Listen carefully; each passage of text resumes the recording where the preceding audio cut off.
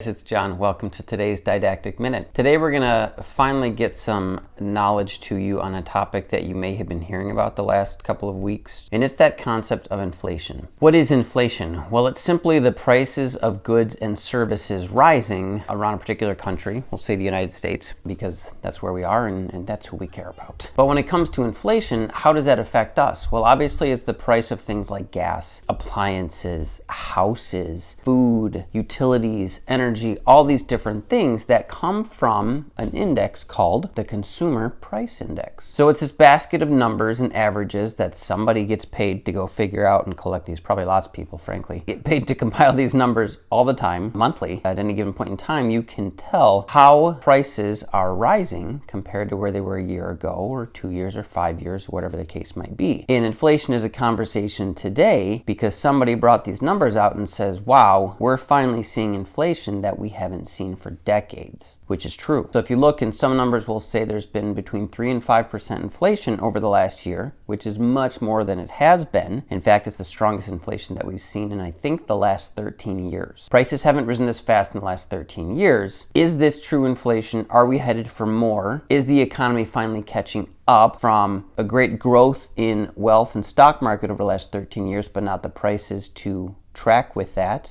Because nobody really thinks that prices rising is a good thing, because we are the ones that have to take our paycheck to go buy these things, and your money doesn't go as far. So that's why we say when you're investing for retirement 30 years from now, and if we factor inflation to be around 2 to 3% a year, which is what we typically estimate in our financial planning projections, then you want to make sure that you're at least getting that, hopefully more, if your money's going to actually be growing, which is why the bank is not a good place for your retirement savings. When you're getting 0.5% at best in the banks today and inflation is 2 or 3%, well, your money is essentially losing its value. So what you want to do is find investments where if you're getting in an S&P 500 index fund, you're getting 3 to 5% for inflation, plus what we're typically seeing is 8 to 10% a year is what you can typically expect for an S&P 500 index fund. That's what inflation is. Inflation is a normal course of life. Okay, as you get older, you're going to see this happen again. There's such thing as deflation, stagflation, which is not a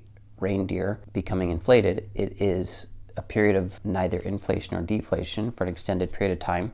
Prices remaining constant, but it's not necessarily a good thing. So inflation is a normal part of a healthy economy. Prices rise, they just do. Wages and incomes typically rise to keep up with that. That's kind of the point, but that's just the way it's going to be. Currencies rise. Don't be alarmed. Be educated. Keep on doing what you're doing. If you're not sure what you should be doing, seek professional advice, whether it's in finances or mental health or career choices. But either way, you know where to go to get some more information from us. If you're watching this video, please like it, share it. We've got to get the word out to other young physicians so that financial mistakes are not made and we can maximize the money that you're making for the greater good. This is John from Financial MD. I'll see you next time.